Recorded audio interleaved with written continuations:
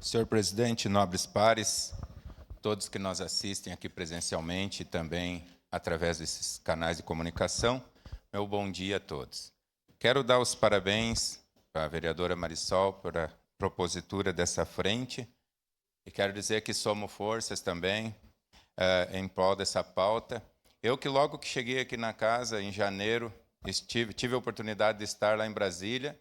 Antes de ir para lá, visitei algumas secretarias, vendo as demandas, e uma demanda assim que para mim me chamou muita atenção é justamente essa demanda aí da segurança alimentar, esse projeto. Achei muito interessante. Tive em contato lá com os técnicos, com as lideranças, com o secretário Rude, com o ex-vereador aqui dessa casa, Velocino, e levei lá para os senadores.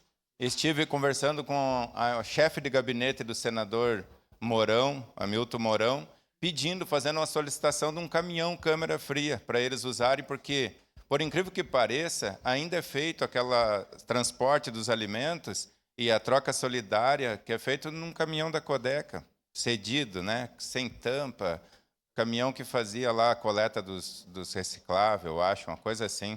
Não querendo desfazer, mas claro que passou pelo processo, né, de limpeza e tudo mais, mas só que é incrível isso, gente, uma coisa tão importante que é a alimentação, que é a saúde, né, a segurança alimentar, saúde alimentar através da alimentação, a gente ainda saber que não tem um meio adequado, apropriado para fazer essa logística, esse transporte. Imagina carregar que fosse frutas, né, verduras, legumes, de um dia para o outro, deixar no sol, num caminhão que não é câmera fria, como é que vai ficar esses alimentos? Perde totalmente a qualidade, né? E ainda correndo o risco de fazer mal.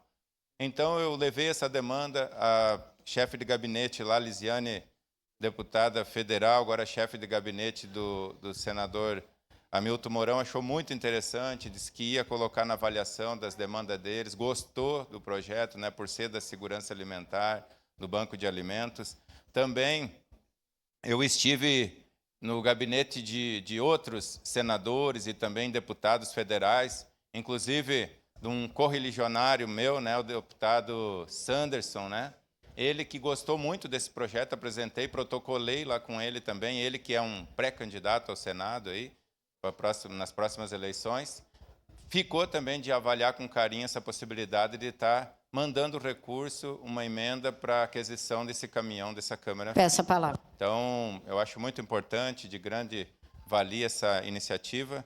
Meus parabéns, vereadora Marisol, e contem com esse parlamentar nessa batalha aí. Obrigado. Obrigado, vereador Pedro Rodrigues. Com a palavra, vereador